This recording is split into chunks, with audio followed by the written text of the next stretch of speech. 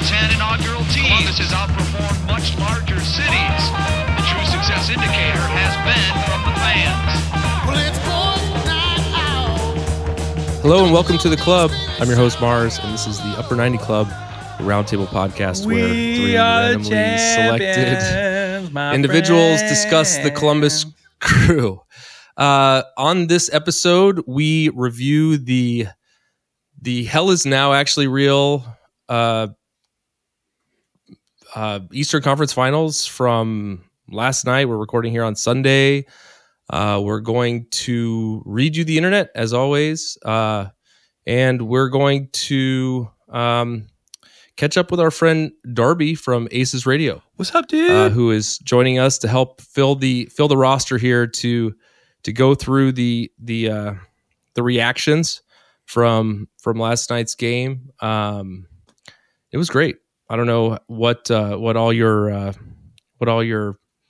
viewing experiences were like, but mine was very, very delayed, and so I had my phone turned off, blacked out, and I did everything I could to avoid seeing a result, and I did. I managed to figure that out. So with me in the club are Ben, Trey, and Darby. Say hi, guys. Hello. Yeah, good evening. So before we jump in, Darby, I want to thank you for joining us.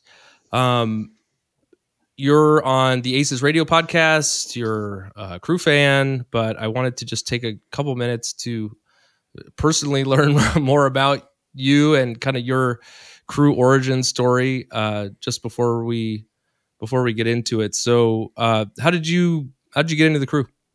Sure. Well, so I'm not natively from Columbus. I was born and raised in Dayton, and came up to Columbus around 2000-ish for a job opportunity. Didn't know anybody, didn't know anything about the city. Over a couple of years, started going to games. Got one of those 3-game packages back in year 2008, I believe it was, which was a good time to really start getting into Crew games. For sure. And I think my package was like the season opener, some random ass game in the middle. Oh, see there, I'm already throwing out the doesn't matter language. And then I think you can say ass, you just can't say ass. Right. Yes, that's how it works. Thank you. I appreciate that. All right. It's like how I remember watching a TV show on like TNT once, and somebody was saying anal as in anal retentive, and they let it go through, and then it was a comedian. Everyone. And the last bit was like he switched to a reference to anal sex, and they bleeped out anal. Then it's like, what? Okay. So anyway, this is a great conversation about my Crew fandom. But so if you see the jersey behind me here, that would be. I don't know if you guys remember back then they did a win the jersey off a player's back deal on fan appreciation nights. Oh yeah. Yeah. That is Guillermo's jersey from the season finale in 2008. So I got to go down on the field, meet him, shake hands, talking about the season finale being the regular season finale. Yeah, right? regular season finale. Yeah. Okay. Heading into the playoffs. So yeah, so that was my first season of, at least some multi-game attendance. And then from there, did like a 5-game package and a 10-game package, and eventually might as well become a season ticket member. So what did you have like you're doing the Aces Radio thing, which is advertised as a Buffalo Bills podcast, but I've listened, and it's more, there's more talk about the Columbus Crew than the Bills. So like, how'd you get in with that group of fans, or like, how did you kind of settle in? Did you have like a pregame spot, or tell us about that? How does anyone ever really come to know Morgan Hughes? Through his online persona, of course. I sort of was resetting my life in the like 2013, 2014 time period. I got divorced, was kind of trying to do that. How do you make friends as an adult? right? Like, yeah, if you're kind of starting things over. And I was pretty active in the. Exactly. In retrospect, maybe I should not have. Just was getting into crude Twitterdom and started interacting with Morgan and stuff. And I came in as a guest on the first season of Aces Radio, because at that point it was Morgan and John Zadar and Greg Benson doing the show. And then Greg, being an irresponsible Australian, was constantly not showing up for episodes. So I sort of did some guest hosting. Foreigners. I get it. We get it. I know, right? It's like the Australians. Just deport them already. Get it over with. Scandinavians. Yeah. So then just sort of like worked my way on to being a regular host then, and Greg eventually left the show, and he's now like 5 MLS team fandoms down the road. I think he's been a Dynamo fan. I think I think he's currently an LAFC boy. So right, really coming back to town. Yeah, he went out to the West Coast, and so he was following his geography with his fandom. So. But I got into the podcast that way, and the Buffalo Bills thing is just one of the countless inside jokes that have randomly freaking developed over 8 years now. I think we've been doing it. So, yeah. Well, I know we listen to the show and enjoy it. So, happy to have you on and have your perspective on this crazy game that we saw unfold last night. So let's get into that. We'll find out what the coach of the year, what the MVP and defender of the year will get you in the Eastern Conference final. Second place in the Eastern Conference. So let's jump in. Lineups. I think the Crew lineup was the same as what we saw last couple games. Is that right? Yeah, it's what we expected. Yep, same. I mean, the Farsi Gressel thing was kind of like what we were wondering, but I mean, I think we all agreed and landed on Farsi. You play the hot hand. Everything's been working. Like, we'll just do that. I agree with that. I was there for that conversation. I felt a little anxiety about the Gressel thing, not seeing him come out, especially with extra time in the last game. And I feel like we maybe found more resolution, and maybe that's because of where we sat in the 60-some minute or whenever he came on, and how we were behind and how I don't think we had been behind in the third Atlanta game or Orlando game. I'd have to look back, but I think we had mentioned it a couple of times, and it definitely came to fruition here. Was Farsi or Gressel coming on as a late impact sub definitely is much better than Mo Farsi. Yeah. Farsi does what Farsi does, but Gressel coming in late for those last 20, 25 minutes definitely has a bigger impact on the game. So, I mean, you saw it in this game. I mean, him and Ramirez, they came on and this thing flipped. Yeah. Well, I'm sure we'll get into that in the next segment. I just want to mention, I feel more resolute. I was feeling kind of freaked out about like the Gressel not really seeing the field. I just didn't know what was going on, but I was glad to see him come out and as you said, made a big impact. So let's jump into the goals for the game. We'll run through those. We'll talk about the subs a little bit. But we're just going to kind of breeze through this because I think that most of the takes and the commentary are going to get covered in the internet. Shocking. And so we'll cover most of that there. So wait, are you telling me the internet has opinions about things? Why am I just learning this today? No, it's expanding. It's the dark web. I don't know if you knew that. Yeah. At dogpile.com. That's where you make your background black on the browser, right? Like there's light mode and then there's dark web. Yeah. And an incognito mode takes you to secret sites like dogpile.com. But if you're on, and if you're on dogpile.com, it's dog mode. Okay, so let's go to the first. It's its own style, but whatever. Let's go to the first goal. Came from a set piece No, it came from Farsi crapping his pants. Oh yeah, you're right. Really I'm mixing this up. I'm mixing this up with with the second Vasquez collected it and did what he does. I mean, he put that ball to the back post, and Schulte didn't have a lot he could do about it. So yeah, that was tough. I mean, let's be honest. The angle that Vasquez took on that shot was banana pants. Like, Mo screwed up in that moment. He had an errant back pass, like that sort of thing happens, but they switched the ball into Vasquez so fast, and he was running away from the goal and just like twisted his whole body. I'm not mad about not getting a hand on that ball. And Amundsen was right there. I mean, he was in his legs. He played one of those shots that he hit it skipped and to the back post, and good finish. I mean, kudos to them that they capitalized on our mistake. Mm-hmm. Yeah, which is what they were planning on doing. You know what I mean? Like that was kind of that was clearly their plan from the beginning. They didn't want anything to do with possession. No, it was totally against the run of play too. I mean, their high press dominating bothered us. Possession, big time. Yeah, big time.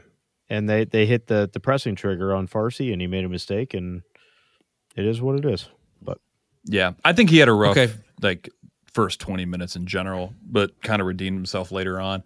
The frustration was because I don't know if you guys had Doran on, but I always have the Apple announcers, and Twellman, God, was on it, and he's like, the touch that Vasquez has was amazing, and I'm like, it like bounced up and hit off his knee and then his dong, and then like it was like the entire first like half the ball was just bouncing their way. Like he did not, it fell for him kind of nice. The shot was nice, but it was just, I don't know. It happened so fast. No, I don't think there was a lot. And the problem was it was a Cinci home game, so you got the Cinci home announcers, which I didn't realize for like the first 30 minutes, and I had it on, and I'm like, who is this other guy talking? And then it because you switched it. Okay, I get it. Yeah, I had Twellman, so it might as well have been. Yeah, I switched back over to the Apple broadcast, and then it was mute. Yeah, you just muted it. You're like, okay, all right, I got it. Totally got it. Well, so I had the knee jerk kind of like, we played Farsi for too long. That's what I thought. I was like, mistake. But, whatever. It was just like, there was a big home crowd advantage vibe. Later, we find out that this game was really like the tortoise and the hare. But we didn't know that in this moment. That Cincinnati was just burning all of their steam as fast as they could, and that they would run out in the 60th minute. But so yeah, it is what it is, and I wasn't too worried after the first goal. The second goal is what I was thinking of, which was closer to the half. That was 40 plus. Yeah, was it 40 plus something. Yeah, it was near stoppage time. If it wasn't in stoppage time, it was in stoppage time. Morera's tracking, was it? Vasquez, and he went down a brutal tackle from one of the blades of grass there.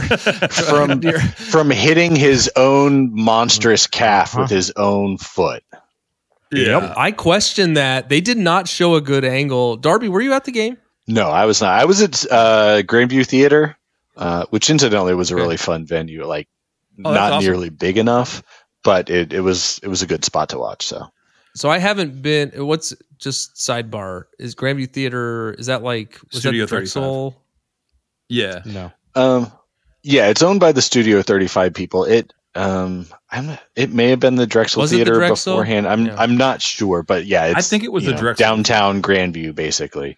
Okay. Yeah. Next to Stops. I've been out of Columbus for a while, but I had not heard that name. Okay, so yeah, so they did not show a good look at that goal, the second goal, before the half, right? They didn't do any replays at all for anything, right? Like so then it was insane. And I said goal, but that was a foul, right? And so then they gave him a set piece, and we can just kind of talk through that real quick. I don't remember who with Acosta lined up on it, Barriel, but. Barriel, yeah. As Barriel. Oh, yeah. He did the little back heel to start it off. Yeah. I don't. What's the deal with his shorts? Any comment there? I like Barrio. Tiny shorts, tiny socks. Don't get me started. Thighs. You see those thighs? You got him. You got to flaunt him. So yeah. And he, that was a nasty set piece. The goal from Acosta was just perfect. Off the post, cleared the defenders by like a half inch, so that Pat was blind until the last minute. It caromed in off the post. Like, that was great placement. And Taylor Twellman also wanted to yell at the wall for. He's like, "Oh, you've got to run at the ball as soon as it gets touched." And like they did. Didn't you want? Like they did. Yeah. Matan 100%. Started sprinting the instant the ball was touched, and Mo came in a split second later. But we're not a tall team, so. Yeah, if Matan's running at you, you don't know someone's running at you. Right, yeah. You're like, oh, wait, it turns out in retrospect somebody was running at me, but I was looking over him the whole time. Not a wall person. I don't think Acosta was looking over anybody, but... Yeah, well, and then Acosta knew. That was like, oh no, that was the end of the half, right? Mm-hmm. They blew the whistle as soon as they kicked off. All right, so great goal. They came back and then they showed that replay. I can't. I watched it. I've probably watched it 25 times, and I still don't see Morera's in the hot tub. Yeah. And Twellman he tried to say it was definitely a foul. I think what he landed on. I think he said that Morera's quad clipped Vasquez's heel. It's like, what? Yeah. There was no quad jiggle. Listen, if you're running at a point where your heel is hitting somebody's quad, that's not a foul on them. That's you running like some sort of idiot. Like, are you doing high knees? It was a bit more seductive. Twellman was like his thick quad flipped the heel. Glistening he didn't muscles. say the second adjective. He was like a thoroughbred running. No, Taylor, no. Yes, the throbbing quads. Stop it. Save it for MLS After Dark. Come on. Yeah. But like not a someone. So I watched someone it again mentioned the hot tub. We didn't know. Yeah, we didn't know that Ben was going to end up in the hot tub. I did. This game, as soon as the game started, because of the score line. But okay, so then second half starts. I don't know. When were the subs coming in? It was like, was it 65? Yeah. Man, what happened before that? I mean, I'm sitting here looking at the momentum. That's right. Arbitrary Ramirez, Gressel. And I see. There is, it's all us the entire game, right? I mean, at half, I think their XG was like 0.12 or something. I felt 65th minute. I felt like Cincinnati had more looks in the first half. Like quality I didn't really feel like we were challenging the keeper in the first half. Like we may have had more possession and been in control, but like we weren't getting to the final sixth. They were looking for the perfect shot in the first half. There were a lot of one too many pass moments. Yeah. 100%. Yeah. So one thing I want to talk about before we talk about the subs, because I believe was relevant. Bupensa, I think is how you say his name. 100%. That guy scored 7 goals. He just hadn't yet read the rule book. Yeah, he had no idea how to play soccer. He had so many celebrations for no reason. He was like Mario Balotelli on the goal line. Like he may as well have shouldered the ball in and had the "Why Always Me" T-shirt on under his jersey. And I forgot about those. Call back after call back, like flag up, handball, and like he scored with his hand. He scored, dude. When he scored with his hand, incredible. Yeah, I do want to shout out right before our goal the save by Schulte on I think it was Bupensa. Yeah, like when he cut back. Was the turning point of this entire game. I was like, wait. Mm-hmm. All right, man. I'm behind this. Like, I'm like, okay, cool. Like, I'm starting to feel the good juju coming back from the bad that was the first half. But the one off the hand was my favorite because diving safe. Yeah, Taylor Twellman. I rewatched some of it today, and my dad came over and we watched that part, and we literally, my dad like fell on the floor laughing because Taylor Twellman's like, yeah, it says very much that you absolutely cannot score a goal if it is off your hand. It's in the FIFA. Like he and I'm like, well, really? Is that how you play soccer? It was insane. I think what he was trying to say was that in a case of a deflection where your hand is out and the ball hits your hand and you can't control it, it's not a handball, right. And so there is no call. However, if the ball then goes into the goal, you cannot count it as a goal. Yeah, so in theory, that's what was in that same scenario, the way I said it. If it happens and the ball falls to his feet and he shoots it, then it's a goal, right? Because it was one of those, like, he didn't make himself big. It bounced up and stuff happens. Yeah. But yeah, because he essentially in real time, Diego Maradona fist of Godded it into the net. That can't count. You know, and so fist it. You cannot fist the ball. Mentally, no. Mentally, I don't know how you guys felt about this. I mean, I know we've been talking about this all season. Darby, I've listened to you guys talk about this team all season. I mean, I kind of feel like we're going to talk about this later. Your bet on the Crew that you made on January 2nd to win the MLS Cup. I kind of feel like we're playing with house money, being in the Eastern Conference Finals. I was like not super stressed out. 2-0. I was 3-0. We're there. We lose. You know, good season. Like I was kind of like, I don't know what it was. If it was a Zen thing, I was just at peace. And not to say that I wasn't glad that those illegal goals were called back, but it felt even up to that moment like they're gonna get a third, and this game is gonna end in 90 minutes. And we had a great season. I mean, I was kind of just like, glad you felt that way. Yeah, I was. Yeah. No, I didn't. I get where you're coming from, though. Like when we did our preseason predictions, I think what I said was, if this team is in the 8 or 9 spot in the playoffs, that's actually a victory coming off a season with no playoff appearances. Well, 2 seasons with no playoff appearances. A new coach implementing a radically different system than what the team is used to. He doesn't necessarily have the guys he wants on his roster yet. You know, like, getting into the first round of the playoffs and getting bumped out would have been, all right. I'm not mad about that. So if we lose in the Eastern Conference Finals in the abstract, I can't complain about that. Now, with it being in Cincinnati, I had that. Yeah. How freaking cool would it be to just crush their dreams in their house? Of course. Yeah. I have dreamt of crushing those dreams. And, you know, and I don't want those dreams crushed. But, like, I guess I'm just saying, like, I felt like Cincinnati's a good team. We come in here, if we don't show up and it falls their way, which we didn't, like, so be it. Yeah, so they were supposed to win by all measures.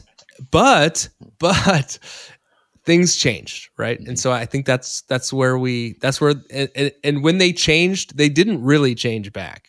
It was when we made our subs. And actually, I think it was more like when Bupensa came off was really where I kind of like because I think there was still some when we made our subs. I think Bupensa was still scoring illegal goals.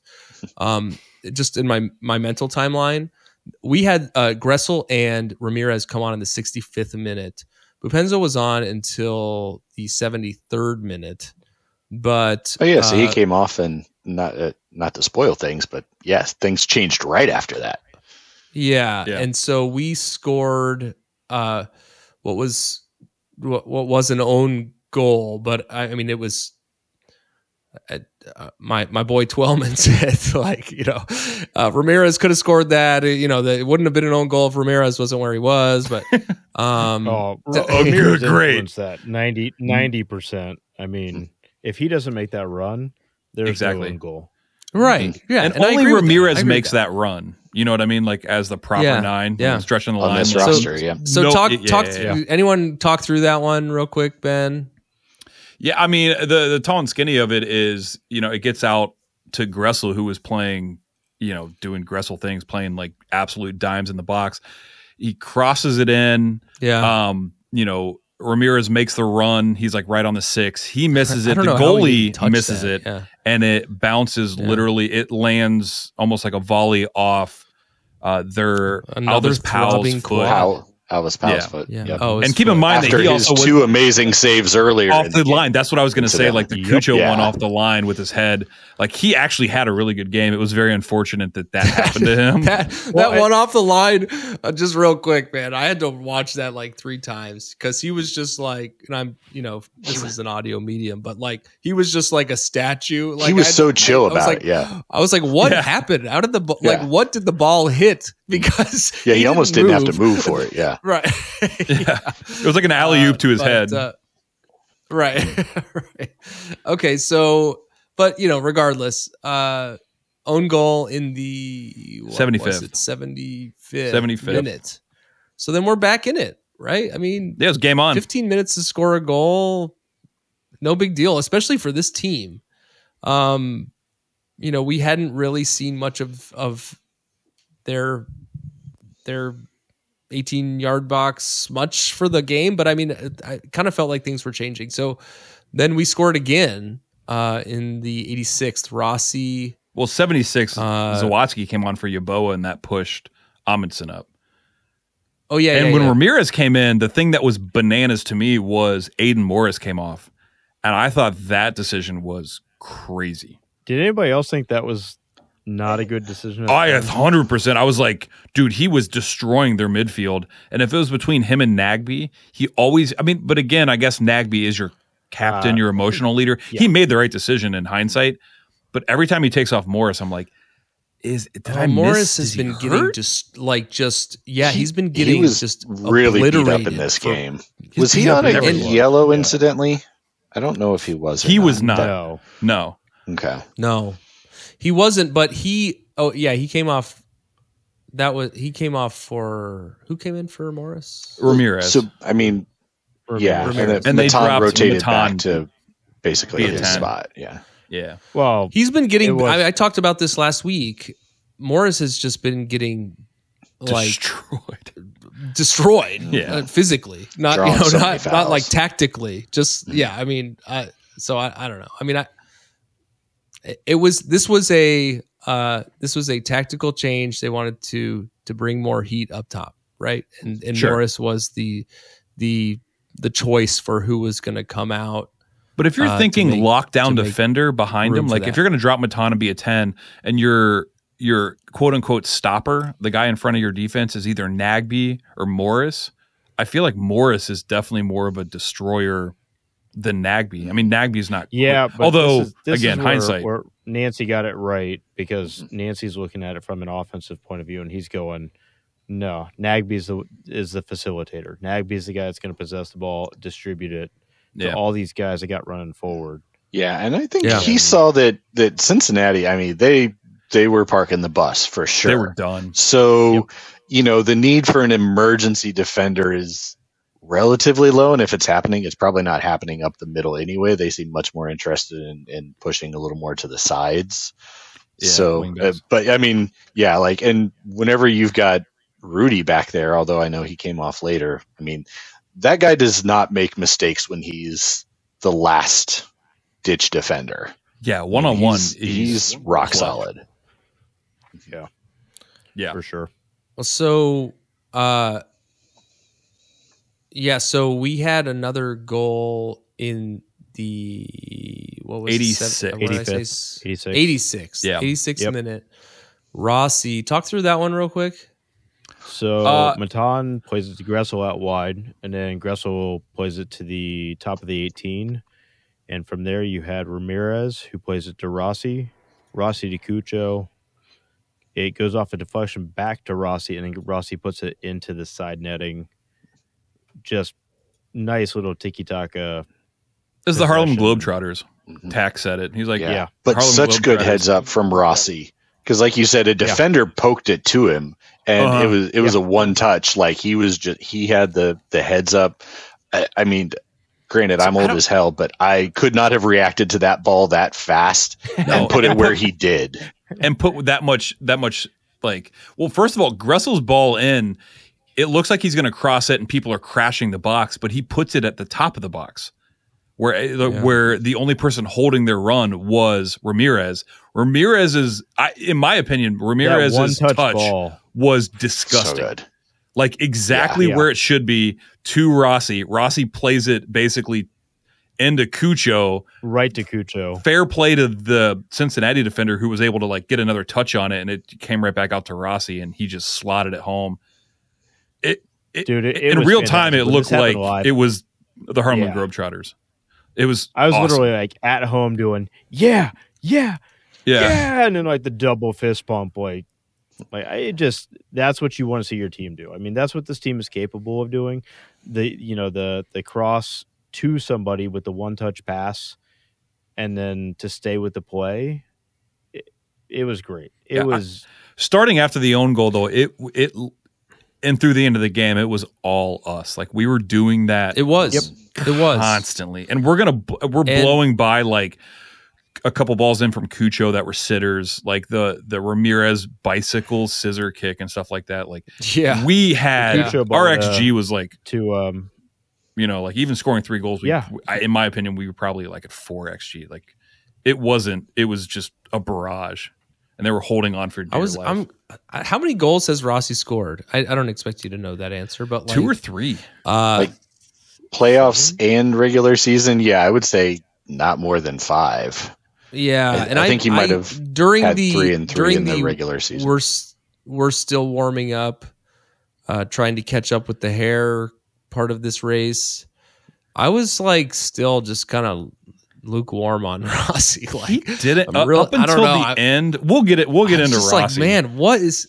Yeah, I just wanted to point out, like, I was glad to see him score because 100%. There were a few times in the first half where I'm just like, God, he's getting that. Is he the guy? Is he the guy? He's getting that Pedro Santos. Like he's going down way too easy, and I think he's starting to get a reputation. The refs were not giving him any leeway in this game. Every time he went down, they're like, no, come on, be serious. And I admittedly, I don't love that kind of play, but also, his pace, like even once we got late into stoppage time, there was that one booking it across the field. Like he's chasing down a ball where you're like, wait, it looked like running he was 110 minutes like everyone else, holding Y or whatever. Like he was like in some kind of turbo mode. Or, in that one rundown, it's like, what is that? Is he real? If that's why he's on the field, then great. I mean, as rough as he looked, he came up big in some key moments. Man, I cannot remember seeing, like,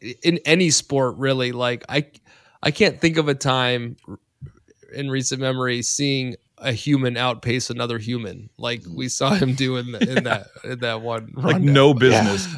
Like there's like a Luis Diaz run. Yeah.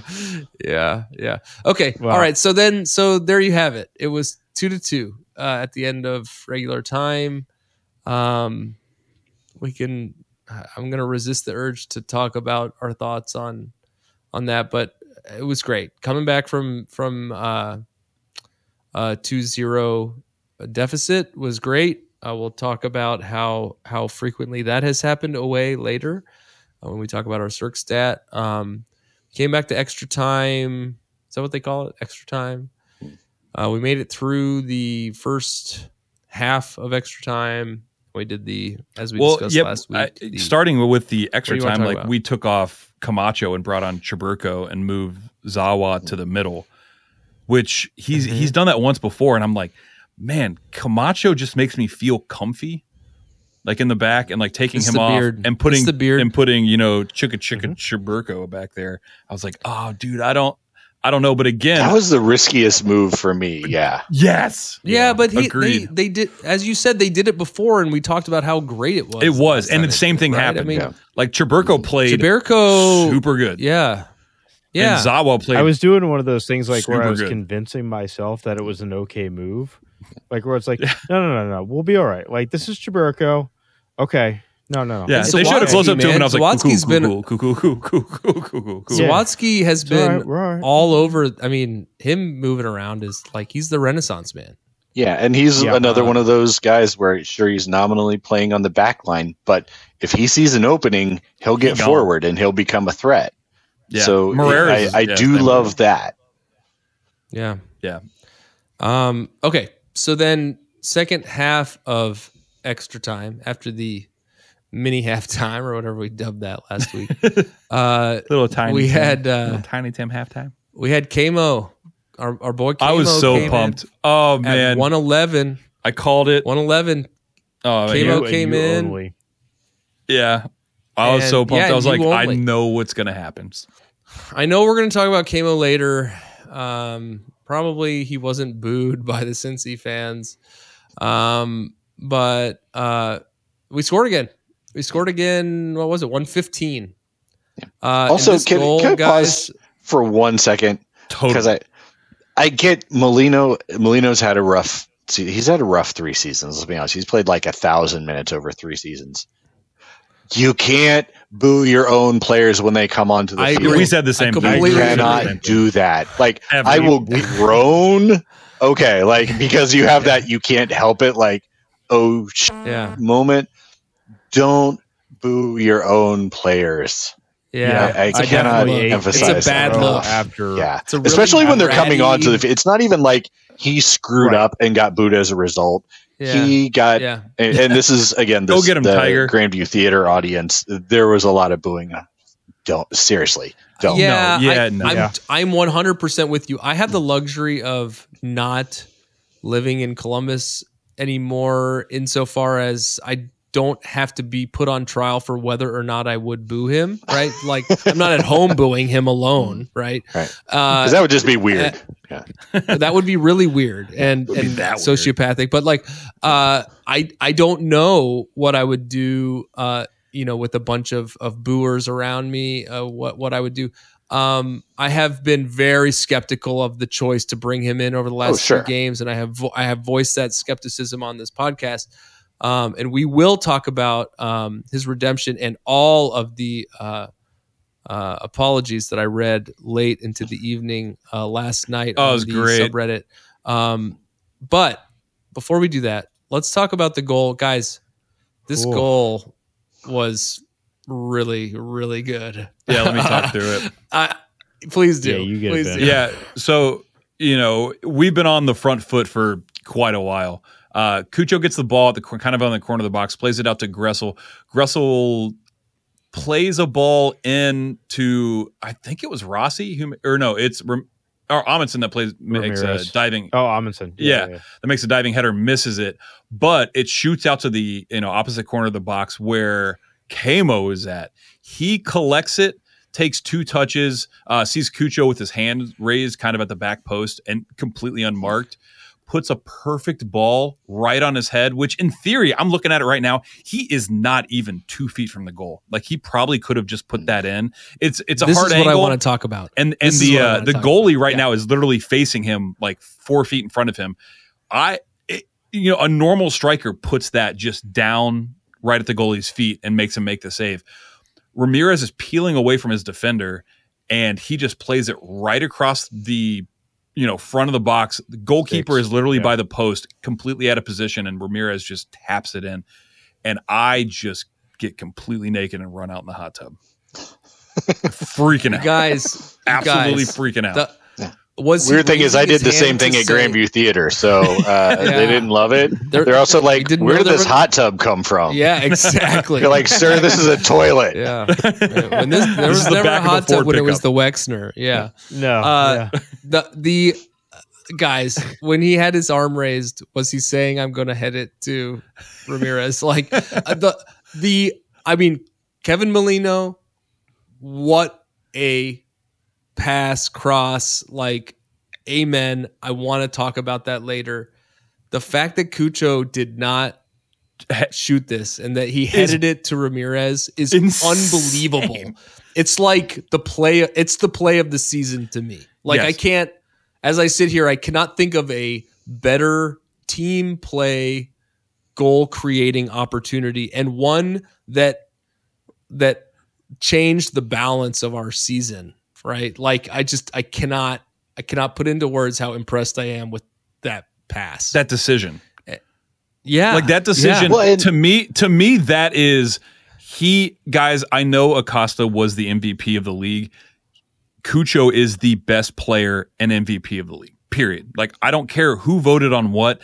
That decision in that moment, especially over the course of the past, since Zelly left and what he's done, he is the best player all around in the league, right? It has to be. Like, it has to be. Yeah. Like, so it's insane. You saw, I mean, the contrast of Acosta, like, walking for the last juggling it out of bounds, which someone has to. Darby, I'm sorry to interrupt you. Go ahead, but the fact that the contrast of the MVP, the actual MVP, I'm doing air quotes now, being out there just completely incapable of going the distance here to beat my tortoise and hare metaphor to death here.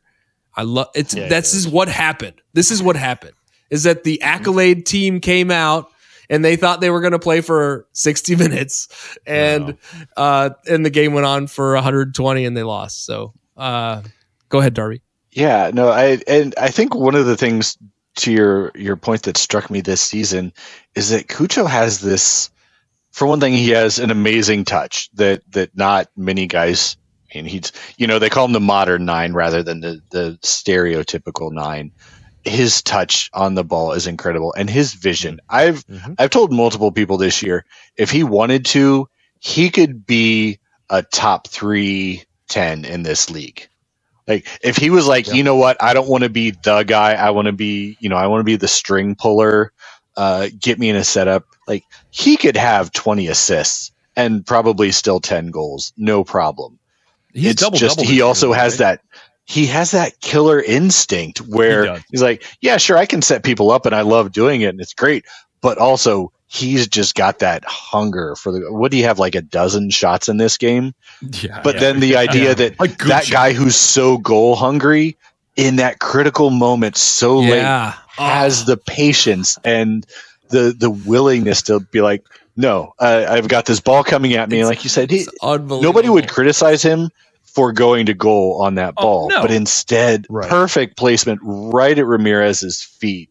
Like there's not 10 guys in the league who make that play at that moment for sure. There's zero. Yeah. There's one, and it's Cucho. Like there's no doubt in my mind. When you said the normal striker would have taken the shot, Ben, I mean, I'm questioning that. Like that to me sounds like 50%. We have to dial that up. It's like 90-95% of strikers take that shot. I'm not kidding. And you don't blame them. You know what? And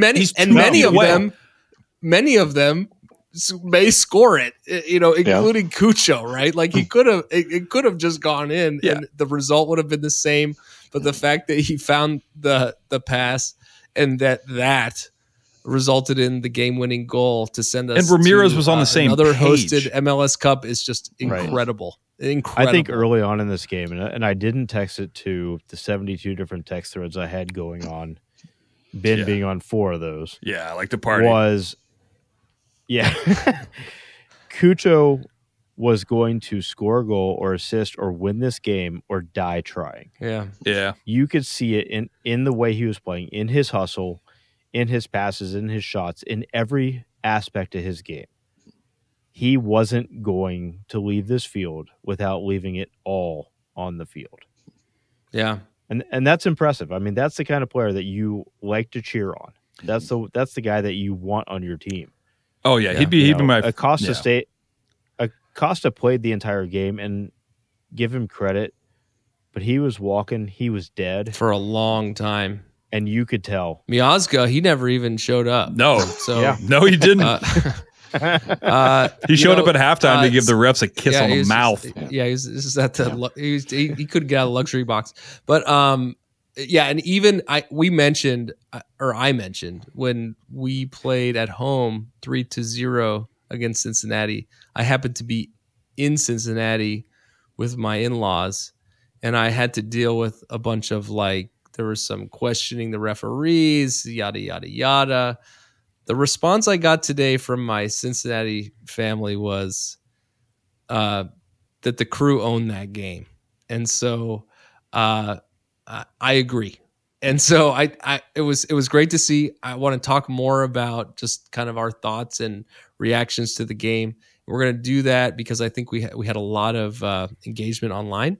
So let's use that as a prompt, and let's cut over to that after we take a break. So we'll be right trapped. This episode of the Upper 90 Club is brought to you, as always, by Supporter Supply Company. Hi, friends. This is your good pal, Morgan Hughes, here to talk to you about a serious issue facing 96% of all Crew supporters in Columbus. Why, not enough free shipping, of course. For a limited time now, through the eventual heat death of the universe, Upper 90 Club listeners can use the promo code Upper90Boys. That's boys with a Z on the end of it, at checkout for free delivery on absolutely any order over $10. But Morgan, what if I order $10 worth of stickers, or those goddamned buttons, or some other combination of small items that make you want to kill yourself? Will the free shipping still apply then, even as you curse our family, while you package up our little tiny annoying ass order for us? Of course it will. That's just how much we here at Supporter Supply value our friends at the Upper 90 Club. So head on over to supportersupply.co and use the promo code Upper90Boys. That's boys with a Z at checkout for free shipping on all your orders over $10. And don't forget to tell them that your friends at the Upper 90 Club sent ya. All right, we're back. Let's jump into the segment where we read you the internet. Bold tweets. Bold tweets. The jingle is forthcoming. I have to get my kids to stop their strike. They didn't get the memo that the actors' strike is it was a writer's strike. Oh, well, I think the actors were still going too. But anyway, my kids, I got to get we have a jingle in the oven, but gonna be great. For now, it's just me. Ben, what was there any response online to the game last night? Yeah, there was a bunch. So we'll just start out. And I want to apologize off the bat. Whoever has the Upper 90 Club Twitter was very upset at like the refs and all sorts of stuff last night. We've talked to Haas. We've told him to chill out with all that stuff. Like maybe don't get all emotional. You know what? You do apologize. Don't apologize. Hold on, you guys. I feel kind of bad. I don't know how far we in. I don't know how far we are in at this point. We haven't really talked about Mort is stranded in Munich. No, he's in Berlin. Oh, he is? No, I didn't see that. It's all the same. He said Munich. Did he tell you separately Berlin? Yeah, he called me. Okay. No, he's in Hamburg. No, Ben Schreiber doesn't know anything about Germany.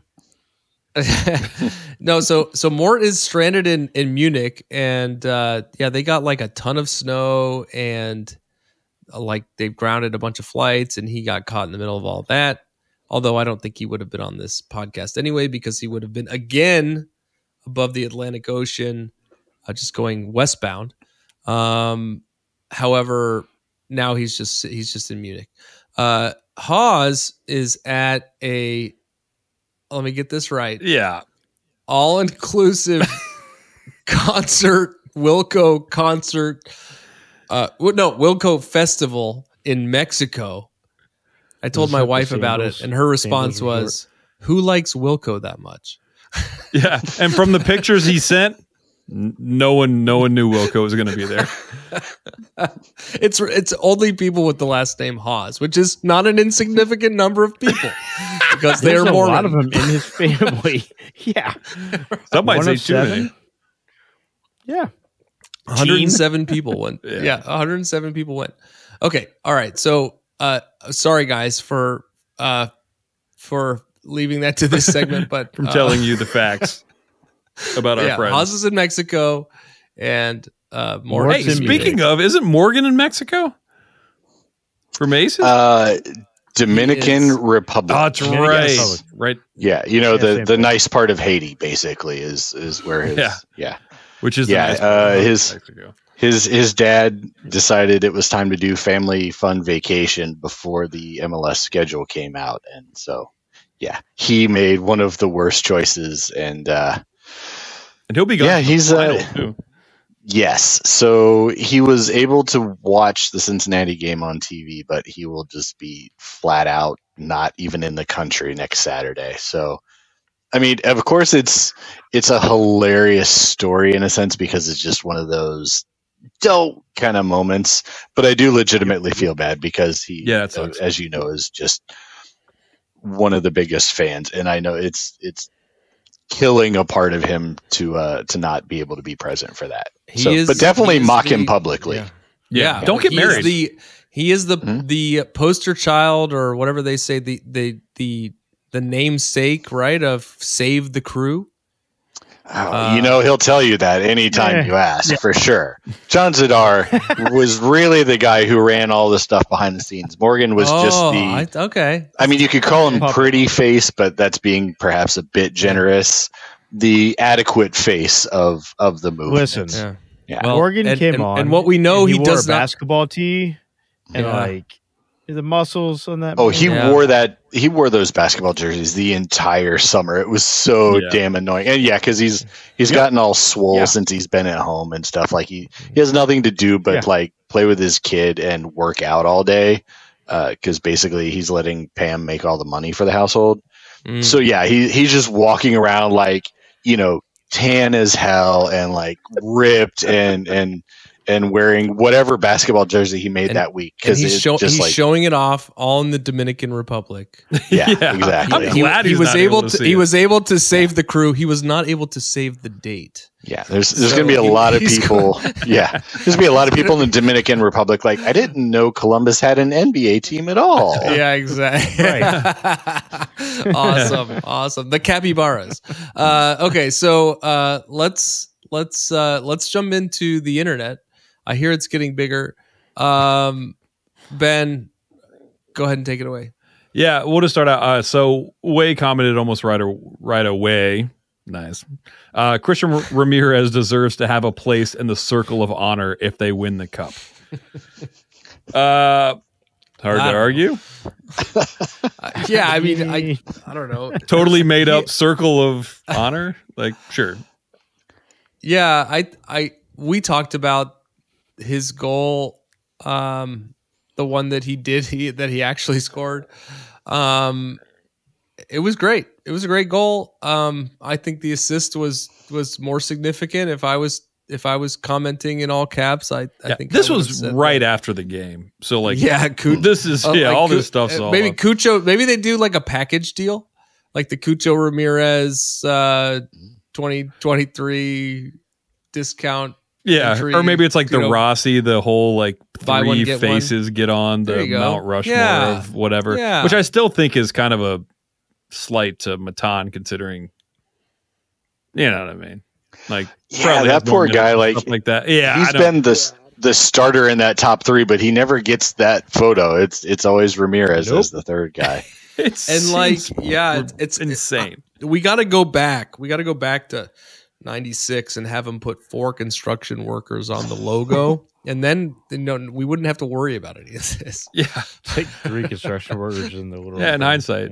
Whatever. All right, so the next person that commented was Morton Crosby, saying being up watching this game at 3 a.m. The only way he's able to participate in this podcast now is by commenting on Twitter and being stuck in Germany.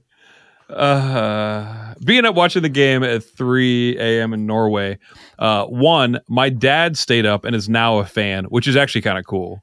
They're a big soccer household. I mean, Europe. You know what I'm saying? Number 2, my 20-hour trip home will seem a lot shorter. It's not. Which he didn't know. He didn't know how much longer it would be. Right. Number 3, Morris was great, making subbing him an even better and braver move. Which, true. Dude, insane. And then number 4, tip of the hat to Crew 96 and us. I'll see you soon. Yeah, tip of the hat. I haven't made fun of accents. As far as we know, that's the first time he's said tip of the hat. He said it a bunch. Yeah, It's always been Ben. Yeah, I feel like Twellman said it as well. So miss you more. Yeah. Twellman did say that during the game. He said tip of the hat to somebody. And I was like, got him. Yep. It hurt. All right. So what else you got? Yeah. Melanie said, hot take. Rossi did have a first half, and I was pissed Nancy left him in, but I'm happy with the goal and the second half performance. Let's get into Rossi. Let's take some time and get into Rossi here. Darbs, what do you think? Yeah, it's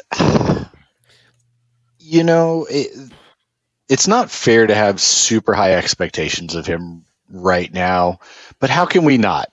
When we give up Lucas and whatever MLS machinations went on that said, you can't actually have everybody you want, and so we had to, sell him off unless you're Miami, just a fire sale price. Yeah, exactly. Rossi was playing in Turkey prior to coming here, and he wasn't playing particularly well, I believe. Yeah, or at all.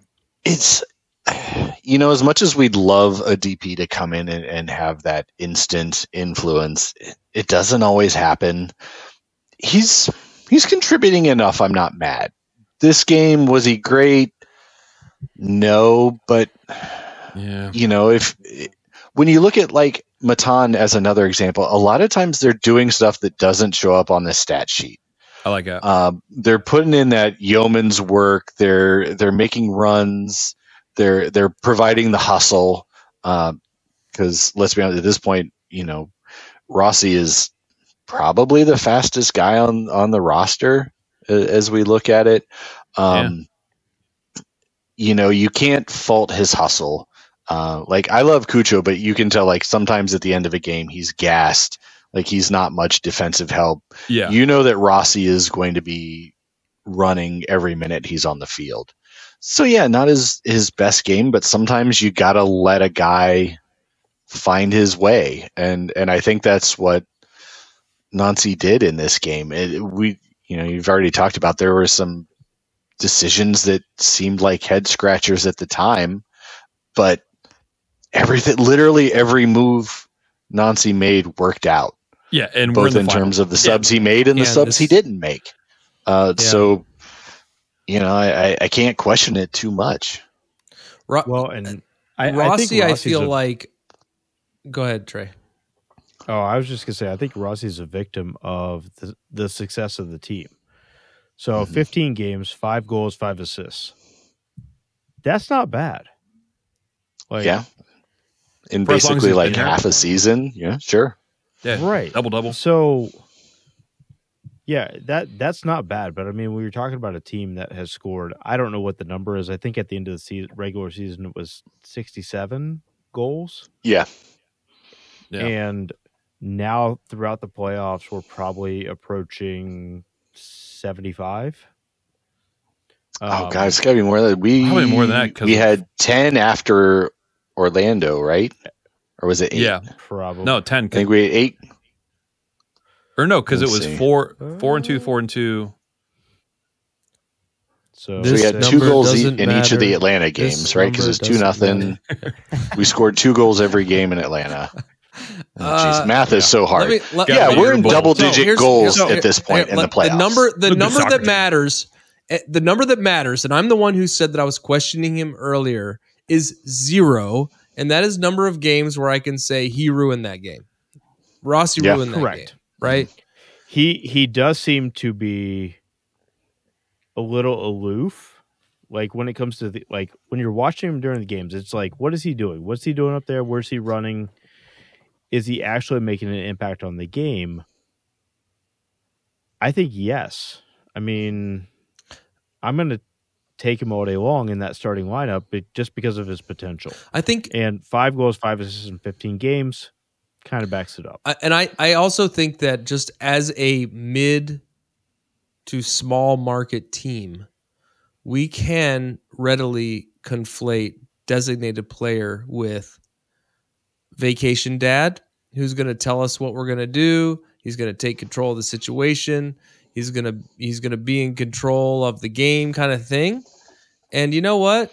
We've got a couple dads out there that are like that are taking us where we need to go. And so if somebody comes in who's well paid and is making a positive impact, he doesn't necessarily need to plan the whole trip to beat the metaphor. But, I need to remind myself that his presence is a net positive. He has the disadvantage of being compared directly to Zelarayan because his acquisition is so closely linked to Zelarayan's departure. Yeah, that is a beautiful thing on this roster. Nobody has to be the hero.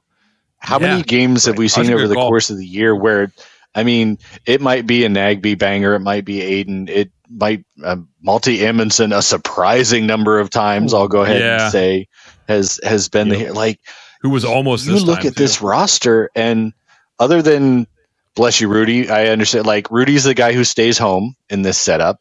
Anybody else is a threat to be a game winner, and that's a luxury. So yeah, your DPs don't have to be 10-10, 15-15 kind of players. I mean, don't get me wrong, you still want to get a good return from your investment, but we can measure those in wins at this point rather than a precise number of goals.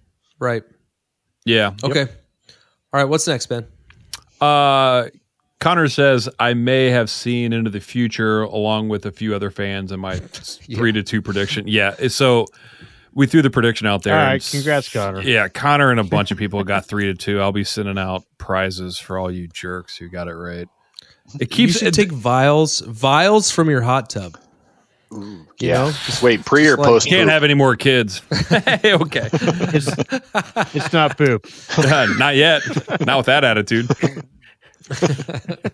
Brian. Go ahead. Oh yeah. We move on. Brian Schneck said Caleb Porter and Joey Saputo met for lunch this week and pondered what they could have had. We have to send them some thank you cards. Yeah, I mean, poor Caleb Porter, wherever he's at. He should. Porter and Saputo are different people, like different. They're definitely different people. Circles. They're not the same person. They're different humans. They have different genes. They're just not the same people. I don't know. Saputo, I think this applies for sure, right? That was like the fact that we have Nancy is 100% on him. But can you imagine not getting along with Nancy? Incidentally, I look at that dude and I'm like, I want to have your babies, man. Like seriously, I listen to him. I'm like, what's not to love about this guy? How could you have beef with him? Especially when he turned their club around so well. Yeah, he turned Kevin Molino around, the guy who everyone in town is booing every time they see him. And we'll talk about that later. But like that's the quintessential Nancy. Quintessential. Well, we're still waiting to see Quinton's. He was there. Grand reemergence, but we did see him on the field. Yeah, but that's not going to happen. Oh, it's going to happen. No, but truly, when you want to illustrate the importance that Nancy has on these players, I think that Kevin Molino is a really good example of that. Caleb Porter, I don't know. Would have shipped him to Siberia 6 months ago. Yeah. Yep. Yeah. Or Romania. Yeah. Plus the name Joey Saputo just sounds like stupid.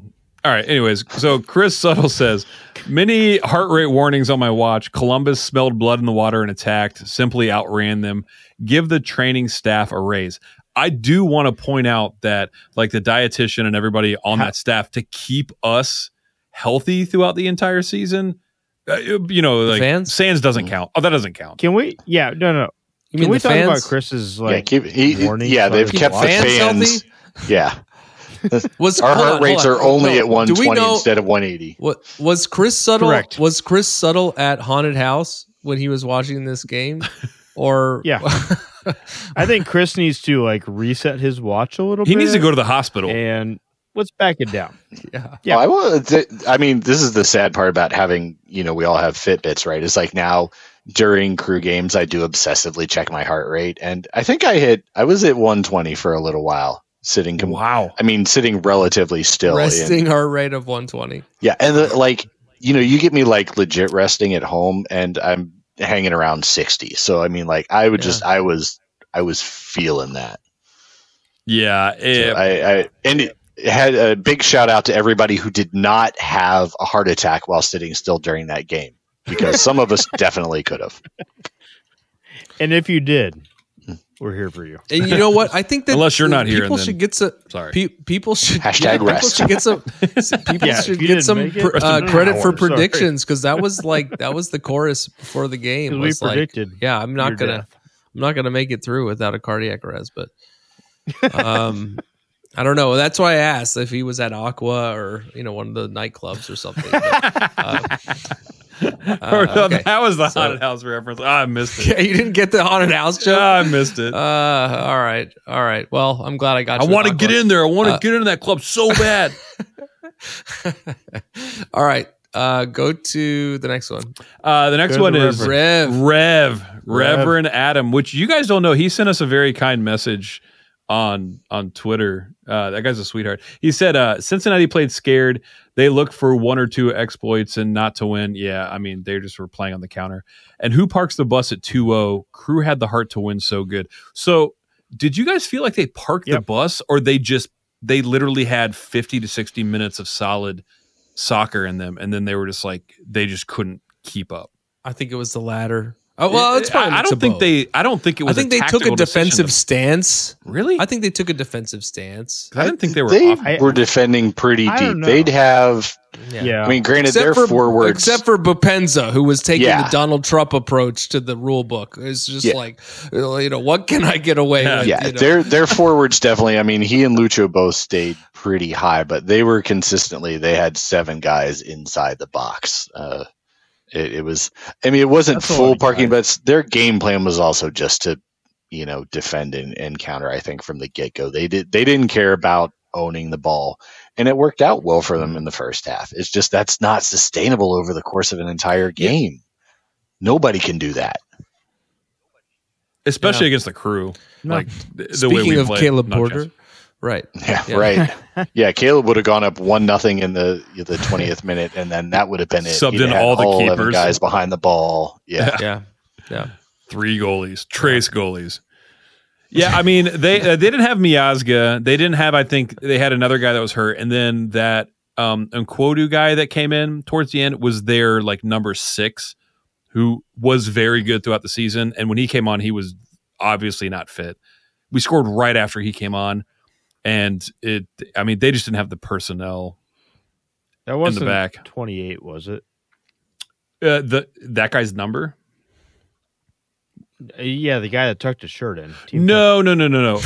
Also, shout out to Gaddis. That's Gaddis. He is the only guy I will stand by for tucking in his shirt. He looked awesome. Fuck you. No, dude, he looked awesome.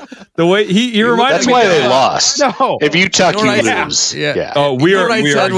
He doesn't. Maybe it was. I didn't realize it was a tuck situation. Oh, 100%. It is a tuck. I said 100%. I said to Lauren, I was like, he doesn't really look like a soccer player. It's like, no, it wasn't even that. He was just like kind of, I don't know. I think it was the shirt tucked in. Maybe he was like an Urkel situation because the pants were super high. Yeah, like 100%. Like do the Dougie. I don't know. You, Trey is so mad.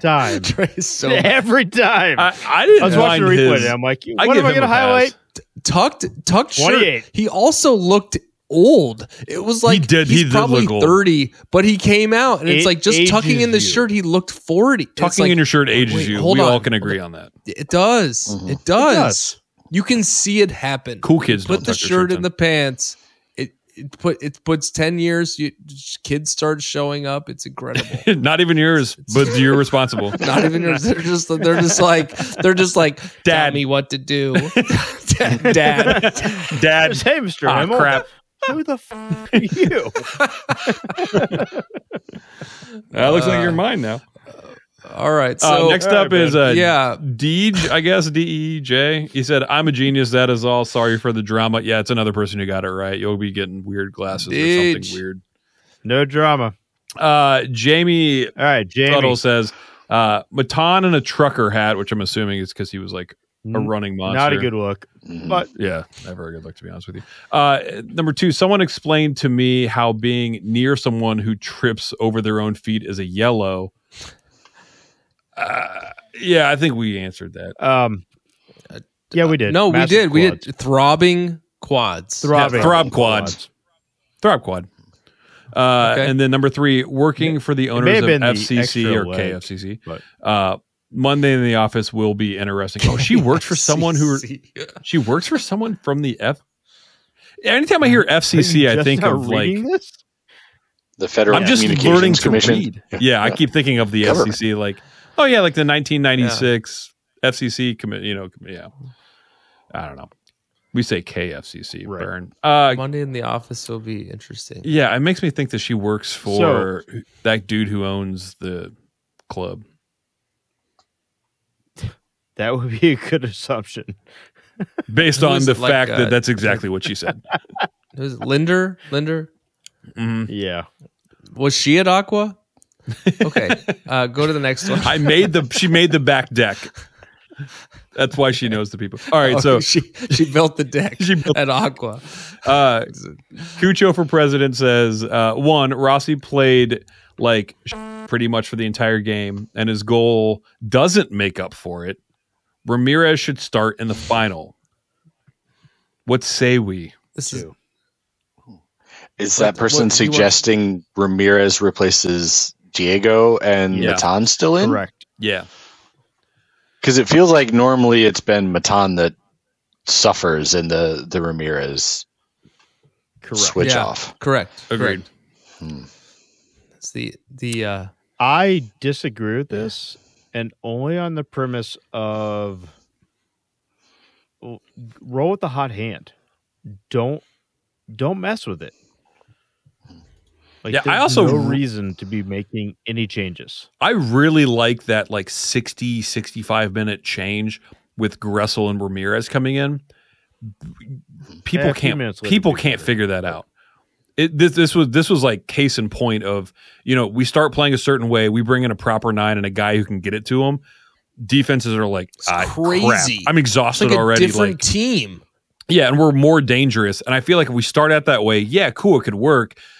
But if we sub, the chances are like if it's not working and we sub in, Rossi and Farsi, it doesn't have the same impact. I think the impact is the opposite way. Yeah. Either way, I think we're I think the better team. I think the answer is no. You can come back from 2-0 with Rossi starting and, not my words, playing like and still win the game with your ability to change things up, which is what you're saying, Ben. Yeah, I think I say no. Yeah, I think it's okay to have certain players that probably could start and are better or more impactful. Wait to bring them on. I thought about that with the U.S. national team with Pulisic for the longest time. I'm like, if we start him, he never. It's almost better to bring him off the bench and be dangerous. Ben. Like, switch stuff up. There's no shame in being a super sub, right? No. Like, yeah, correct. You can, and I get everybody wants to start, but if you can come in and change, I mean, at this point, Ramirez can say, like, literally every game he's come into, he's changed. Yeah. Who doesn't want that? Yeah. Well, I think the second part of this, Ben, go ahead and read the second part because I've got a good. I have a take on it. That. Yeah, sure. So Gressel, second point from Cucho for president. Yeah, yep. Cucho for president, which is just Cucho. Come to find out, it's it's him. Yeah, it's him. It's totally him. He's running for president. Gressel was man of the match, and the first 2 goals were because of him. Which goes back to, which is why we need him as a super sub. Which is why Nancy's decision. Hey, man, I'm gonna roll with the coach on this one. He's making all the right moves. He's making all the right decisions. Yeah, we only got to win one more game, guys. Right? We're scoring without Gressel. except for this game. And then we brought him in and we started scoring again. Yeah, my only issue is bad to have. Yeah, go ahead. It's not bad to, have a situational matchup. If you want to say that Gressel should have started against Cincinnati because we didn't need Mo's wheels like we did in other games, that's a fair argument. Like, Cincinnati was probably the best time if you wanted to bring Gressel on because his skill set was arguably better suited from the first whistle. I mean, Mo had to play against Orlando and against Atlanta because we needed his defensive chops and his pace. Gressel did have a brutal game 2 in Atlanta, and I think that was probably a lot of why the change happened. I mean, if you have the luxury of, this guy is really if we need to mark up a guy on the wing, he's our go-to, versus this is the guy if we need creative, if we need service. I mean, it's a nice problem to have. It probably sucks for the players, but it's great for the team. Yeah, do you want to drive the Bentley or the Ferrari? I almost disagree because on that side was Barriel. Wait, are you? I mean, that's very generous to Mo. All credit to Mo. I don't think he's in the Bentley or Ferrari era quite yet. Okay, so I guess what I'm saying is like luxury. It's more of a Lamborghini. Speed. He's luxury and speed. Yeah, gotcha. And also for those who don't know, Toyota is also Lexus. I learned that recently. Anyways, the same company. Yeah, totally random. But that being said, I do think Farsi was the right move because Barriel is typically a high work rate up and down. It just high short rate also. Yeah. Go low ahead. sock rate. Super low sock rate. But I do want to point out, Ramirez coming off the bench is awesome and has proven great. I do want to shout out that he did have his kid Cash. For sure. He was wearing Congrats to the Ramirez family. Yes, and he was wearing the hospital band. the hospital band underneath a thing. So once he scored, like at the end of the game, it came off, and that was that. It was just a lot of waterworks, a lot of crying. All right, are we ready for the circ stat? A lot of crying. I think we should break here, come back, circ stat, and then sign off after we chat with Darby. You good with that? Yeah. Yep. And I want to make sure we talk about also the fact that, so you're gonna have to cut this. I'm sorry. Let's do circ stat I don't want to do the circ stat in this segment. I think we've gone too long. For sure. You're good. Yeah, gotta get those sponsors. You're not T-Bone and Common, man. You can't just talk for 90 minutes and not get a sponsor shout out in, right? We make $0. We zero. I just so let's see. So let's take a break now. When we come back, we'll do the circ stat. We got a few other things to talk about before the final. But until then, we'll be right back.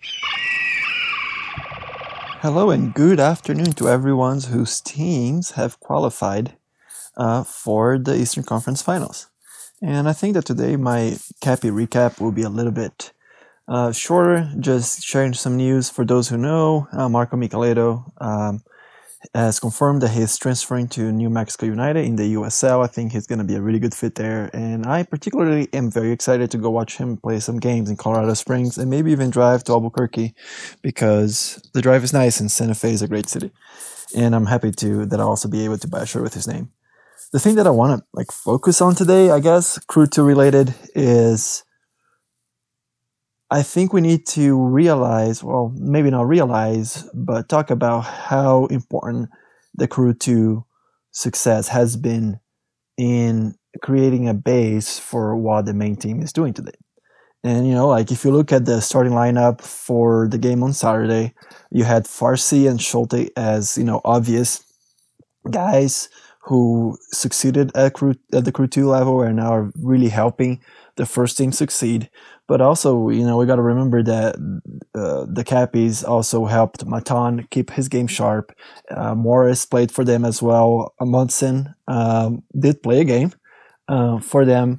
And then you have guys like Zawadzki and Molino even, who played for the Crew too when they were either developing, in the case of Zawadzki, but also in Molino's case when he was getting back from injury. So I think that what I'm really excited about the win, of course, and how great it was. But I'm excited to see how the system continues into next year with Nancy and Laurent Courtois being able to coordinate better and get more players that they want. And we being able to elevate some of those younger players that I've been talking about. I've been talking about guys like, Taha Brune and Tommy Roberts and all those guys who I think is going to make an impact on the first team, but I think that there's more coming up, and I'll get back to it. In further news, I think that right now the focus is the MLS Cup Finals, and so I will, finish up here and wish good luck for the Crew, and let's get that title. All right, bye. All right, we're back. Thanks, Bird. That was awesome. Thanks, Bird. Let's get into our Cirque stat. This is Steve Cirque, and this is a Cirque stat. Only the third time the Crew have ever fallen behind 2-0 on the road and won the game. Massive. The first time was October 11th, 2014. It was 3-2 at Philadelphia. The second time was on July 9th, 2022. Chicago. 3-2 at Chicago. You were there. Cucho's debut. I was there. I was supposed to be there. Darby, That's when Haas passed out, right? He fell asleep in that chair. I live in Chicago. Yeah, that was staged. Yeah. He didn't fall asleep. I know, but it was funny. Staged. No, he did. I live in Chicago, Darby, and I was at that game.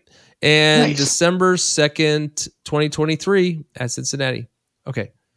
That's I'll crazy. take this That's one. We talked about this. We talked Yeah, that's a crazy We stat. talked to Cirque about this specific thing because it is in his book, which is A Massive Collection, Volume 2. Volume Out now, Amazon.com, CirqueBook.com.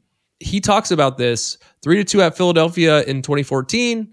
I said I was at 4th Street Bar, and my wife was pregnant with our first child, and she was in the bathroom for Having the baby in the bathroom. 3 goals.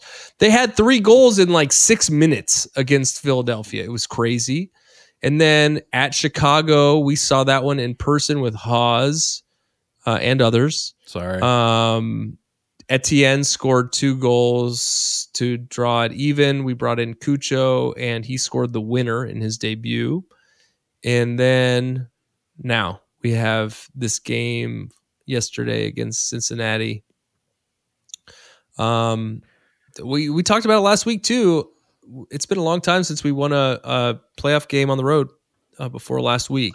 It was so great. Like that stat was also insane. It was like before Schulte was born or something. What? Insane. Yeah. 22 years? Yeah. Yeah. Now Free Willy had been out for like 11 years. Sure. But And Schulte, Free Willy too. the other Orca of note, was either preconceived or an egg, or so he was at some point between egg and infant. Orcas lay eggs? That can't be right. So what do you think? I don't know what do you think of the performance? We've talked about it, but it's great to see the poise and resilience on the road. Yeah, especially considering all those. You failed to notice, incidentally, that the Philadelphia game, sorry to interrupt, is an Aces Radio classic because that's the Magic Poopies game. That's right. And it was that's where Greg Benson went hashtag Magic Poopies. He was at that game and went and took a shit and literally missed all 3 goals. Incredible. He was in the bathroom in Chester and he missed all of the goals. Same time your wife was pooping Magic Poopies. That's like literally there were Magic Poopies everywhere. we got to end this podcast. And so I have not been listening to Aces that long. It may have been Deuces at that time. That's a good choice. But I will go back. And this was what I said on the other show that we talked about. This was that like I somewhere on my camera reel I have video of the TV at 4th Street Bar because it was like the goals were happening in such quick succession. It was like I'm gonna have to document this. And then I played Lenny Kravitz, It Ain't Over Till It's Over on the jukebox. Mistake. And I didn't do that last night because it was very late when I watched the game. But you should wake up all your kids, all the people sleeping. Like now they're finally asleep. Now they're finally asleep. Everyone's finally asleep, and now we're gonna listen to Lenny Kravitz so that you all know how it ended. But it was great. It was great. I mean, does this change your confidence in our ability to do it? Right? Like if we're because the whole I feel like the whole the narrative leading up to last week's game against Orlando was the Crew does not win on the road in the playoffs. And then the Circ stat says certainly down 2-0, the Crew does not win when they're behind by 2-0. How does this change your thought on what this team can do?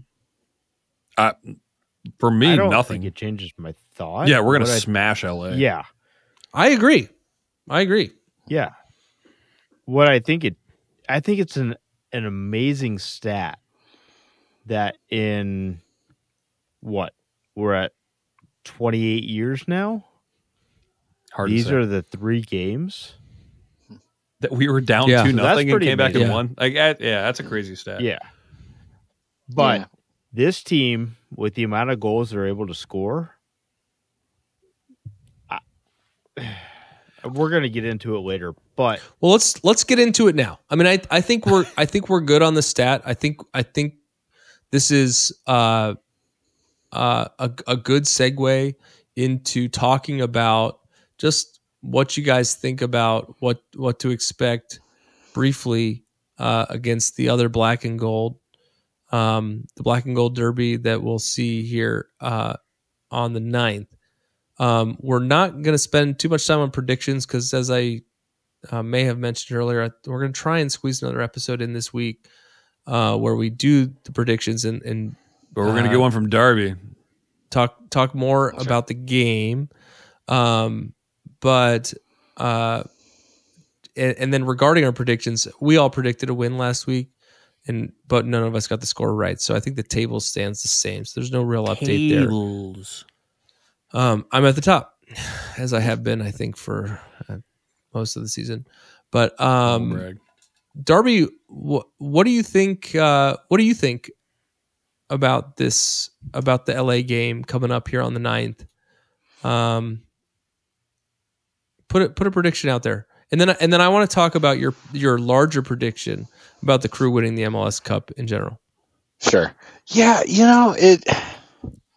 I will admit I've watched very little Western Conference soccer this year. In fact, mostly because of Apple TV and the quality of their commentary. I haven't really watched much of anything outside of Crew games. Also because with the simultaneous kickoffs now and everything's at 7:00, you can't watch other games very easy necessarily. They'll fix that. You saw one Houston game that ended poorly for the Crew. Yes. Yeah.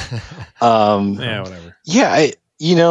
But that being said, I kind of looked at LA and Houston before that game was played, and I'm like, they're 3rd and 4th. They have similar records. They had similar points. They had similar goals for and against. So I think they're almost sort of interchangeable in a sheerly statistical sense. Obviously, they have different approaches to the game and they have very different players. And this year, no team scares me. And I don't want to come across as arrogant. It's just that we've seen over the course of this year that the Crew can play with anybody, especially at home. But even here recently, we've shown that nobody intimidates us. being down 2 goals after 70 minutes doesn't intimidate this team. And against the number 1 team away. Right. And a second half team. They spent the whole broadcast in Cincinnati talking about how, the Fuss lads were a second half team and the Crew were a first half team. And so you combine those two, they should have walked. Oh, they love that football, which I will say to their credit. I actually didn't know. So it was a nice little nugget for me as apparently a casual. But this team is not afraid of anybody. Nancy has them 1,000,000% bought in. They believe in the system. They have faith in the system. They have faith in each other. No team scares me right now. And it's not a knock on LAFC. I mean, they always are going to have the ability to go out and get some of the best and brightest players between their payroll and the fact that they're a major market. They're going to have good talent on their roster. But I look at us and I'm like, yeah, we can go toe to toe for 120 minutes with anybody in this league. So the Crew are peaking right now in a way that maybe they never have, sort of a 2008 run. Yeah. I felt similarly in 2008, where it was like, if we can beat Chicago, New York will not be a problem. Mm-hmm. I said that about Orlando, though. I was like, if we can beat Orlando away, Orlando was the toughest matchup this year. That was that's what I thought. And another thing to think about is, like, so we beat the number 2 team away, we beat the number 1 team away, and we're home against the number 8 team. Like, if you look at the numbers, in like the Supporters Shield, Supporters Shield, they're like 3rd or 4th in the West, but we were the 3rd best team. So we beat the 2 best teams, and now for the big final, we're playing the 8th best team? And I don't want to fall into the trap of getting the MVP and Coach of the Year award and sitting back and expecting to win either. Before you give your score prediction, Darby, I had this thought while you were talking through that about your confidence in the team, and the thought was, has Nancy turned us all into better men? I'm a better dad because of Nancy. I feel like I'm a better fan this year than I was in the Caleb Porter years, where I was bitter and angry a lot. We're not booing Kevin Molino anymore. Right. Yeah. Like, I've grown. A couple of years ago, maybe I'm going to boo somebody who really craps the bed. But now I'm like, let's give him a chance. Let's boo in our hearts and not in our mouths.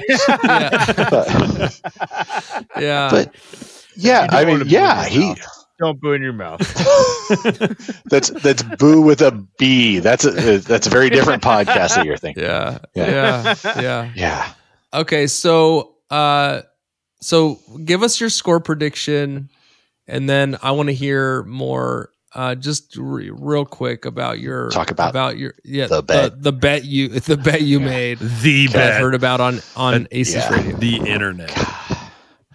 Yeah, it's tough to predict MLS Cup for me in this context. Like I said, I don't LAFC, whatever. So it's going to be all Crew side, and it feels arrogant to predict a shutout. So I'll go 2-1 Crew on this one. I think 2 goals is frankly never a bad prediction with the Crew. We can score 2 goals with our eyes closed. So I'm going to go 2-1 Crew. Okay. Did you watch the LA Houston game before we get into that? No. After we finished watching it, the Grandview Theater, I was like, I'm going to Endeavor. That's still for me is the spiritual home of Save the Crew. So even if I'm not there watching a game, I wanted to go after and have a drink and celebrate. So I didn't wind up watching the other game. I just came home and stayed awake for the next 3 hours because my brain just wouldn't shut off. And got naked in a hot tub. Right. Yes. As one does. And boy, were the neighbors mad about that because I don't have a hot tub. So the bet. So the story here is, for those who don't know, Tipico, State of Ohio introduced sports gambling this year. Tipico had that deal where you put in money, they gave you a $96 voucher and matched your money and stuff. So I'm like, I'm not a gambler. What the hell? my first bet I made on Tipico was $50 for the Kansas City Chiefs to win the previous Super Bowl and the Crew to win this MLS Cup. Which is a parlay. The Chiefs won the previous Super Bowl. 2023. And so 2023. Yep. I put $50 on it, had an $8,000 payout when I bet, because it's pretty long odds for the Crew at that point to win everything. And by the time you parlay it, those are even longer odds. So we got to the playoffs, and I think the cash out was like $400 or $500 at that point. And so I started having friends as I was, I've repeated the story throughout the season, and people are just like, take the money, you freaking idiot. What are you doing? $500 of free money. And then it got to 1,000. They're like, it's $1,000 of free money. The Crew can't win on the road. Like, it was $50 that I spent back in January. In my mind, that money is so long gone, right? Yeah, and it's so much more fun to ride this. And if I lose it, I've still got a great story for the rest of my life. You can dine out on that. You cannot dine out on a millionaire. And then I cashed out in the conference finals because we had a bad away record. And so I made $1,450 on my bet. Like, that's just not as good a story.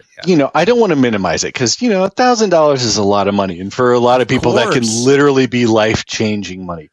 I don't have kids. I don't have to worry about anybody else's future. Like, and the story isn't good. That's the problem. So I've let it ride, and Tipico still has not offered me a cash out this week. Like I said, it was hanging around $1,450 before the game. So I have no idea what they're going to offer when they do open it up, but it doesn't matter. I'm letting that shit ride, guys. Oh, you have to. It's going to be such a rush. Well, they're going to win. They're going to win. Yeah. Everyone on this podcast is going to predict a win. So if something were to happen, if all 11 outfield players for the Crew break their legs at the same time, which is the only way we would lose MLS Cup,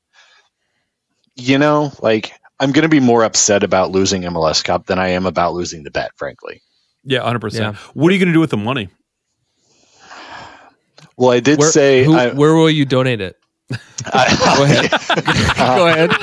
So I have said I'm going to go to Endeavor at some point, and I'm going to do that cool-ass, next rounds on the house kind of thing. So cool. But I'm going to go on a freaking Thursday when nothing's happening and there's 5 people in there, so I can feel like a baller and be like, well, it's not my fault nobody was here. Yeah, I'm going every Thursday after we win, just like, where's Darby? Yeah. Where's Darby? Yeah. The other thing I'm going to have to one do, keg, please. Yeah. My girlfriend and I actually bought tickets for the Liz Phair concert in Cleveland on December 9th, a couple of months back. Now, again, this is me showing my age, because we were going to go see Liz Phair, but obviously we're not going to go see Liz Phair now. You're not. No way. Going. Right. And it's the last stop on the tour. So I did tell my girlfriend, I'm like, the next tour, we'll go. Like, if we need to fly to another city and take a weekend or something to do it, we'll do that. Because again, if we win this bet, sure. Have her come to your house the next day if you do. I'll pay you $7,000 to come play for my girlfriend. Liz Phair play a private show for $7,000 at Endeavor, and then buy everybody around it as soon as it's done. I like where your head is there. Sell the tickets, and then double down on your bet so you can maximize the return. So this reminds, just when you said the buying the round, I have to share this story because it's too good not to share, and it won't take more than 30 seconds. But I was at an employee Christmas party one year, and we were at 30 people at a table, and you're the rat queen. And everyone is, it's kind of like that, kind of like the rat queen. And they're going around ordering drinks, and so they're taking a drink order from everyone. And then the person next to the owner of the business ordered a vodka cranberry. And then it got to the owner, and he said, just 2 drinks for everyone. And the server was like, okay. And then they like went around and got everyone's order. And then out came 60 vodka cranberries because the server understood that to be 2 vodka cranberries for everyone. I like this drink. You will like this drink. Twice. 2 of them. So good. So good. But also, if you put a free drink in front of me, I'm going to drink it, even if it's Malort. This was a restaurateur, and so they were consumed and also not paid for. Okay. Something else I wanted to talk about before we go, because I thought it was going to come up in the comments and it didn't. Is just real as quick as we can. I do want to talk about Kevin Molino, because there's the redemption thread. We talked a little bit about not booing your own team, which I'm on board with. However, what I saw a lot of was like, people saying, "I'm so sorry for doubting you." I'm, this and that. And like, I don't know, my response to that was Kevin Molino screwed up some games for us this season. Yeah, straight up. And my reaction to him coming in the playoffs was not good. Like, I don't want you out there. Like the last time you came out against Orlando, and there was another game where he came out. I don't remember which game it was, but there were a couple games where he came out and materially changed the game negatively. And so like, I don't feel bad about my natural response to that. All that said, I think that there is a lot of credit due to Nancy for showing confidence in this player, putting him out there, allowing him the space to find himself and find redemption. And then he played a great ball. And like, and so good, in fact, to Cucho, who I think played the better ball, but so good, in fact, that I'm in a position now where like, I'm not going to bow to the man, but like, play on. You want to come in as a sub, like I'm no longer apprehensive about it. So I don't know. I wanted to just kind of get your guys' take on that. So what do you guys think? My thing with this entire thing is that when he got subbed on prior, we were trying to shut down the game. And that's not his game. Molino is not a guy who comes in and plays defense. He's not a guy who hustles. He is, in all sense of the word, like a number 10, like a playmaker. He's a guy that hangs around the middle, gets the ball, has very good ball control, and then finds the pass that people can't find, which is exactly what he did. So my issue prior to this was like, we're trying to shut down the game, bring in Russell Rowe, who can run like a chicken with his head cut off, and have him just do the high press or sub in an extra defender or do whatever. But with this game, when we're chasing the game, it's a different Molino that we're asking for. So we're asking you to come in and make a play. And he's like, cool, that's right in my wheelhouse. I've done this a bunch of times. This is my MO. So this is my KMO. Nailed it. He comes in, he's able to possess the ball. He's able to find space. He's able to find the person. This is what he does. And it's like, well, finally we're playing to his strength. And that is, if anybody has listened to this pod before, like I was always a KMO person. I liked his skill set. I just didn't like when he was subbed in what he was tasked to do. Like it wasn't like, hey man, come in and shut the game down. It's like, well, yeah, he's gonna foul a guy because in the final third because that's not where he plays. He has no knees. Yeah, he's half robot. You know what I mean? So like in this specific thing, like I think it's a good lesson. I think Darby said it earlier, where it's a good lesson of just like, hey man, don't boo your own. Like we saw what happened.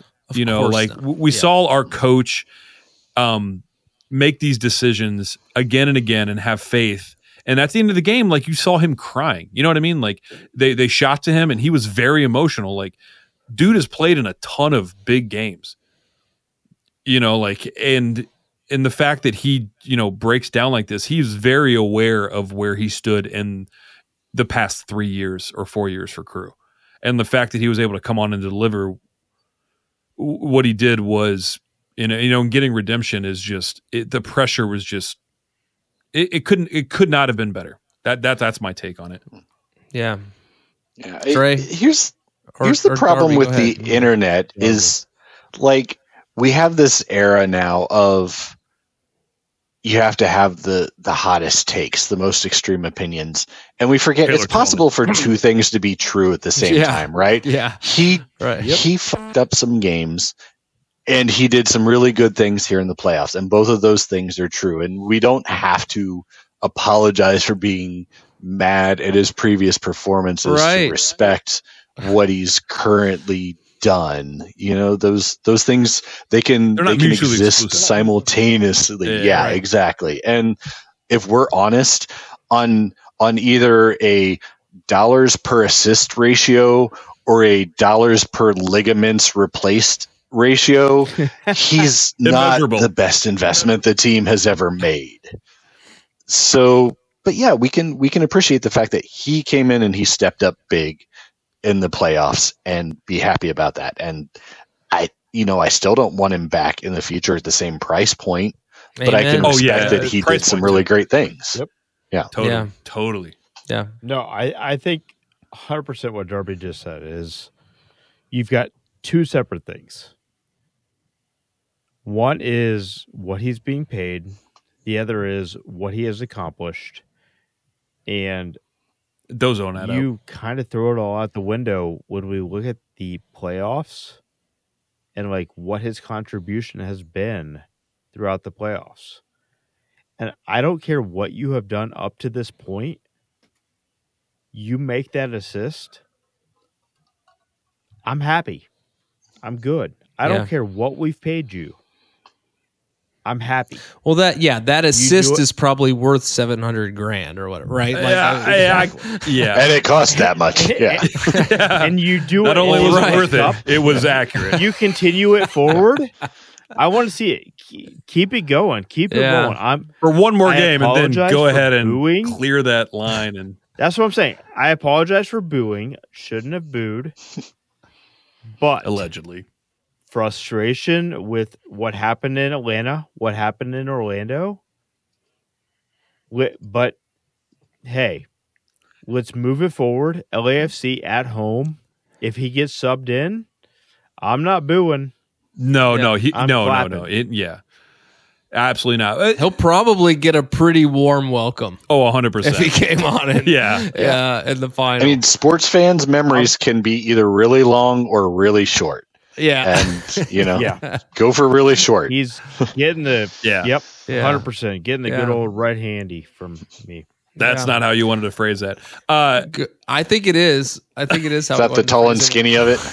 Yeah. I still feel like I still feel good about it. I feel real good about Ben. Tall and Ben skinny. dodged a pronunciations bullet on tall and I skinny. pronounced it right. Yellow card during the break. I told him never say that again. It's not a phrase. Don't say it. And I went on dogpile.com and sure enough, it absolutely was not even close.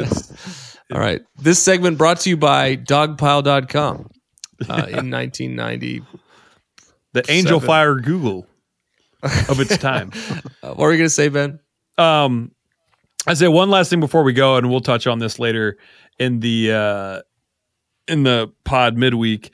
But Darby, if you had a match igniter for the final game, who would you have out? And I'll give you time to think about that. I did get a tweet or a private message, I can't remember which, and they were saying that there is an outside chance that we will not have a match igniter because the entire final is scripted by MLS. Oh. So it may not happen, which I would be, as much as I think the match igniter is kind of ridiculous. It's that's our thing, man. Like that's what we said our thing was, like, yeah, like, man, we're going to have one, as ridiculous as it is. But whatever. I digress. All right. This is not like what Leagues Cup where we were hosting a game where we were technically the away team. This is a home game. We should get the home cooking for things. I mean, you remember like 2015, if there had been an MLS Cup, the Timbers were going to try to bring their log in, and we rightfully kept their freaking log out of the stadium. home field gets to be a thing here. Otherwise, you could hold it in a neutral site. So I think we should have a Magic Nighter. If we would have had a Magic Nighter in 2015, I would have seen the first goal that was scored against us. But also true. There was not enough time to get to my seat. Maybe if the match had been properly ignited, it wouldn't have gone the way it did. Exactly. Still haven't seen That's what I blame it on. That game hasn't happened. Yeah, because it was never ignited. It never happened. Yep. I mean, I've seen people ask for Lucas. I think that's a great idea. I've seen people ask for Josh Williams. I think that's a great idea. Although, given that he's on the roster, it might be there may be some rules about that. I think he should be on the bench for that game. And if we're up like 3-0 with like 1 minute left, sub him on. I think that would be awesome. 100%. If Greg Benson comes back, I'm going to say that if he comes back, he can throw off his LAFC gear. Like he could do the heel turn like they do in wrestling. He could like tear off an LAFC jersey, come through the wall wearing crew stuff. That would be epic for exactly 17 people in the crew fandom. So that's what I'm going to go for. Those people who are like, oh yeah, season 2 Aces radio jokes. That's what I'm really here for, MLS now. Thank you. And then everyone leaves. And then maybe he could go to the bathroom and take a massive dump and the crew score 3 goals. So. That's exactly what I was going to say. Magic this Poopies. Guy doesn't even see the goals. Hashtag Magic Poopies. Yeah. Could be the title of this episode is hashtag Magic Poopies. Ben, didn't you get some love from Ramirez on your proposal for that?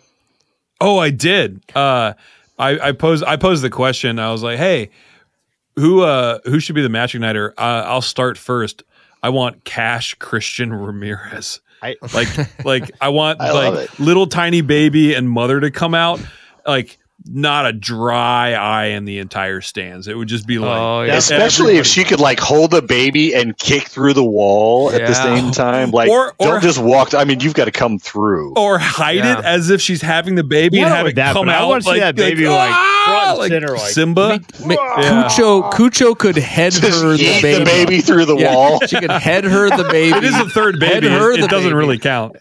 Yeah, and then she could kick through the wall. We'll figure something out. Anyway, baby first. But Superman gave you some love, didn't he? Oh, I posted it and he hit it. He hit right back, and it was just like he was just like awesome. I was like, yeah. All right. Well, so we will see. Let's call this a wrap for this. It's not this week because I think we're going to be back. But yeah, great game against Cincinnati. I love to give the number 2 team in the Eastern Conference the deuces. Looking forward to giving LAFC the aces. Is that what you would call this? We are now. And until then, go Crew. Can't wait. Go Crew. Thanks everyone for joining the club. We hope you'll listen next week and every week, even in the off season, to celebrate or commiserate. We'll save you a seat. If you like this podcast, please give us 5 stars and subscribe. You can email us at upper90clubpod@gmail.com. That's upper90clubpod@gmail.com. Follow us on Twitter and Instagram at upper90clubpod. Go Crew!